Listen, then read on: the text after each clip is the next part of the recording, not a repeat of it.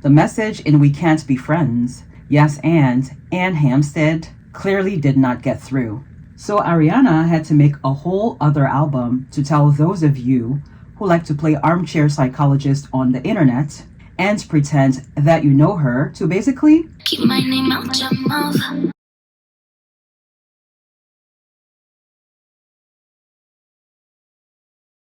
The soft launch for Petal, I believe, began as far back as the Wicked for Good press tour, when she would show up to press junkets or make public appearances or social media posts in flower-inspired outfits or outfits with flower motifs. Those outfits could also have been promo for the track Dandelion from Brighter Days Ahead, the Eternal Sunshine Deluxe.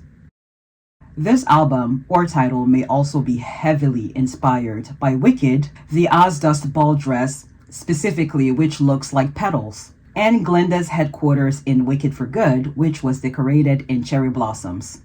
Shout out to Tori from Oz Vlog. She already called this right when the promotional campaigns for Petal dropped. And I could be completely off base here, might just be reading more into this than there is, but there is something so vaguely Ozian about the imagery she's been sharing about this album. From this picture of a pair of shoes with a little bit of sparkle, to being surrounded by flowers and looking a little sleepy. Is there something subconsciously Ozian hidden in this imagery for Petal? Perhaps naming the album Petal was Ariana's way of conveying that though Glinda is a character that she played, a character she had been wanting to play all her professional life, the role of a lifetime, that she may in fact be Glinda, and Glinda may be her in more ways than one. I mean, I think there are many parallels between her and that character. Check out this video if you want more details about this. Anyway, the official teasing and hinting of Petal began earlier this year, with Ariana posting pictures of her in the studio, usually in black and white to match the album cover aesthetic. And these pictures were usually posted on the 8th, 18th, or 28th of each month, because Petal is obviously her 8th album. I can't take credit for noticing this. The Arianator detectives were on it.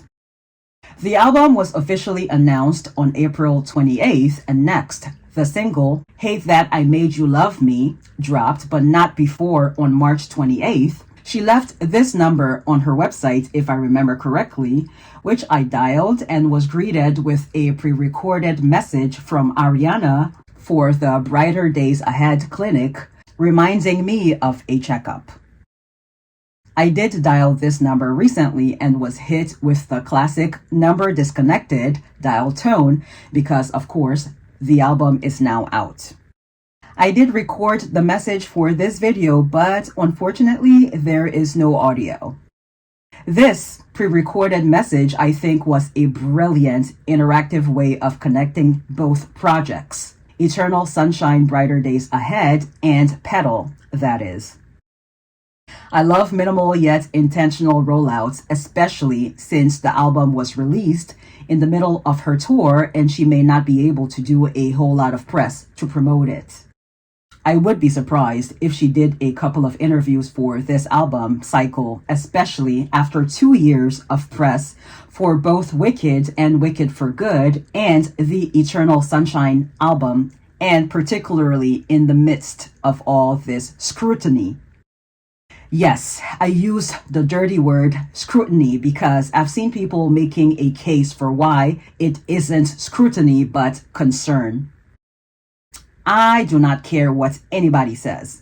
None of this talk about her and her body is out of concern, at least not for Ariana. It's concern for your pockets because the more videos you make about not even her artistry but how she looks or who she's dating, the more views you may get. It's also concern for your image to make yourself look morally correct or on the right side of an issue. This is the same thing Charlie talks about in SS26. Check out the full review of Music Fashion Film after this. Link is below. Anyway, there is no way you are more concerned for Ariana than the people closest to her. her family, her friends, her team, her dancers.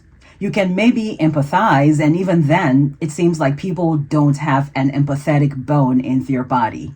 But at the end of the day, we are strangers to Ariana as she is to us, but parasocialism, if that's even a word, has made people believe that just because she's a public figure or that they know every single lyrics to her songs, that they know her and are entitled to make comments about her body. This isn't me pretending or denying that something may be wrong. It's obvious that she looks different from just even a few months ago, and I wish her all the best now and once her tour is over. But thinking you can bully her into a quote-unquote healthier weight, something she has already addressed back in 2023, shows a level of disconnection that is honestly quite scary because the comments about her body may be making things worse. It's like dangling a bottle of liquor in front of an alcoholic. People forget that Ariana did just lose her beloved grandmother last year, and that could be impacting her. I, of course, am no medical professional. My immediate neighbor lost his mother in February, and he's a pretty big guy, but he seems to have shrunken a bit since his mom passed. Ariana could also have been nervous to take the stage after 7 years of not touring and being involved with Wicked and other creative projects. Stress can also be the cause of this, but people are fixated on one thing. Anyway, I think if the situation were dire, her family, who I've seen clips of at her show, wouldn't let her perform. As a matter of fact, she very recently addressed her fans directly at one of her shows about taking time off. She said it wasn't an impulsive decision. She had made this decision a long time ago, and that it was from an empowered place, and that no matter what stories exist out there about her, nothing will be able to distort her reality. Feel free to disagree in the comments, but just know I'll block you if you're rude or make disparaging comments about her body. Nobody got time for that in 2026. And that's that on that, which leads me neatly into track 1, Kiss Me.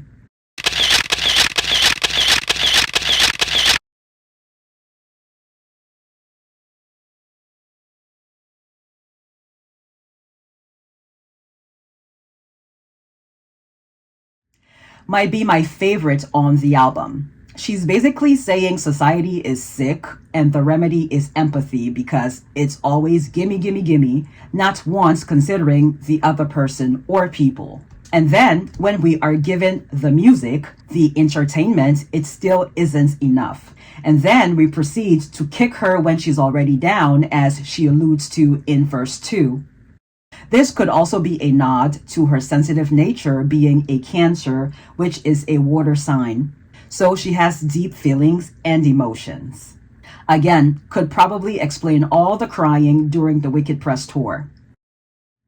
The verses and pre-chorus are a commentary on society at large, but more specifically how we interact on the internet generally, but particularly as it pertains to entertainment and music. My interpretation, by the way. And the chorus seems to be some reassurance for her adoring fans. I love the juxtaposition of the beginning sounding light, fluttery, ethereal, and then turning dark.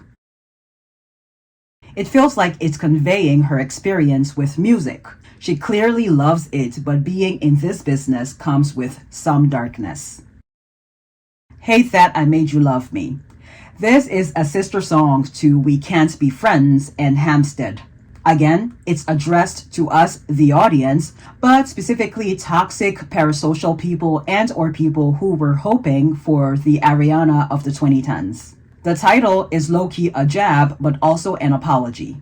She's saying, too bad you loved the version of me that wasn't even me because I wasn't trying to even be me then. I was being someone else. A caricature of herself almost. And in the same breath, she's apologizing to the fans who thought that was the real her the whole time. I was seeing online that some people thought the song was boring when it was initially released and had already begun to judge the entire project before it could even be released, saying things like, oh, if the whole album sounds like this, it's a chop. I'm paraphrasing, of course. I think it's a great lead because right off the bat, she's letting us know that we are not getting Blackiana back. She's dead. It's evident in the lyrics. I guess it's kind of cute how you like me where you are. People are stuck in 2016 and want her too to be stuck there, as if that won't come with criticism for not growing and evolving. Speaking of evolving, as much as I appreciate the pre-Wicked Ariana, I love the post-Wicked Ariana even better. My impression of the 2010s Ariana was that she was so gorgeous that it made her not necessarily intimidating, but distant. I still think she's gorgeous, but she feels more personable, especially the fact that she's embraced the second part of her last name, Butera, where before she used to make jokes about it being meatballs or pizza. Ariana Grande Botera. Like, literally, that's my name. Like, I'm a pizza. I'm a fucking meatball. Like, you know what I mean? I'm Parmesan. Is that a joke, that name? That name is a joke. I sense a bit of caution when she talks in interviews, but her demeanor feels warm and more relatable. Just my opinion. I, of course, did not watch a ton of her interviews back then, so I could have this all backwards where people feel she was more relatable back then versus now. I think, like most of us, she was insecure and was putting on a mask, but also doing what she had to in order to be successful in this industry. Check out this video for more. Being a pop star was not Ariana's first choice for the performing arts. Broadway was. So if being a pop star was a stepping stone towards Broadway or movie musicals, then that's what she was willing to do. Ariana is a nerd, and I don't mean that in a bad way. I just mean she seems very well read, even though she doesn't wear that on her sleeve like some other pop stars do. The point is, if it's well known that Ariana is nerdy and likes sci-fi, then this song, the tone and mood of it, comes as no surprise. In fact, the general tone of this album is dark and distorted against her ethereal voice and harmonies. It's a push and pull. Even the album title and cover is a push and pull. I would expect lots of color on the album cover art for an album titled Petal, but instead we get black and white, which at this point is classic Ariana because lots of her album covers are in black and white. Back to Hate That I Made You Love Me. Yeah, she gathered everyone in this song. The video as well is perfect. First off, that dress being yellow may be a nod to Dandelion from Brighter Days Ahead because dandelions are yellow. Next, we see this guy bury her, but still keeps seeing her everywhere and then gets paranoid and is slowly losing it. I think there's a double meaning here. First, people's obsession with her or just public figures or celebrity in general is consuming them alive. Second, the haters may persist, but so will she. She will climb out of that pit of despair that has been dug for her. Some of this may also be directed at Paige Neimann, the girl who's been impersonating her. It's evident in the lyric, "You studied my crown and borrowed my body." From my understanding, Paige doesn't just impersonate Ariana online just for fun any longer. She actively dresses, speaks, and shows up as Ariana in real life, every day as her documentary shows. It's very strange. And apparently, Ariana has had a few words with her because this could impact Ariana's brand negatively, but it seems to have fallen on deaf ears. I would be weirded out if someone was watching my every move and changing their appearance to match mine. Like, are you trying to destiny swap with me? Anyway, in the music video for Hate That I Made You Love Me, we also see a nod to Bad Thing, Bunny Hop, the second to last track on the album, and Petal, the second lead single. Her name tag reads Petal, and she works at the Bunny Hop Diner. Speaking of bad thing, Bunny Hop, it's very The Weeknd's Blinding Lights, X Fits and the Tantrums out of my league. Very groovy and I like a lot. And the ending of that track has elements of Hate That I Made You Love Me in it. This, being her 8th album, is referenced on this plate in the music video. This scene in particular is very much giving Evil Dead burn. I love that the lyrics, and I can see right through, coincides with the moment the car plows right through her ghost or figment of his imagination. At the very end, we see this obsessed guy quite literally dig his own grave, the one that was intended for her, and she is now on the other end of it, looking down on him as he looks up in horror, and she begins to throw dirt on him. Yet another nod to the Dandelion lyrics, Can't You See I Bloom at Night, and Let's Get Dirty. Petal. The blood and gore of it all actually reminded me of Sabrina's music videos for Taste and Madison Beer's Bad Enough. Apparently people on the internet, it's always people on the internet, but they were saying Ariana is cosplaying as Madison Beer because these two scenes are similar, which makes me laugh. Who came before who? And Madison has cited Ariana as one of her influences for her most recent album, Lock It. Check out this video of mine. As far as I'm concerned, both Sabrina and Madison are Ariana daughters. And maybe, just maybe, aside from this video being all about the noise about her body or who she's dating, Ariana could very well be giving a nod to her daughters. In the video, she goes to an audition dressed very much like a daisy with the butter yellow top and white skirt. The big shots she's auditioning for write that she has a lovely voice, very kind, but nothing special. Boring on the eyes, a little homely. There was more on that paper, but I couldn't read the rest of it. Well, in her next audition, her style has drastically changed. She's wearing pants. The big shot writes, still very talented, too much makeup now, no sex appeal, should get some work done, and maybe a new hairstyle. Third time's the charm, right? Wrong. Apparently now she's gotten too much work done and is desperate. Desperate in all caps. Fourth trial, she's back in her homely attire and is told she is inauthentic. That's when she snaps. Love this concept. All the people auditioning are women, and the judges are men. Already a power imbalance. In real life, it's always men making important decisions that impact women. Those 4 men on the panel represent both the industry and the public. Basically, the patriarchy. I like how they are all unattractive, and yet they have the nerve to tell her she's unattractive and desperate. It's always those ones projecting their insecurity onto you.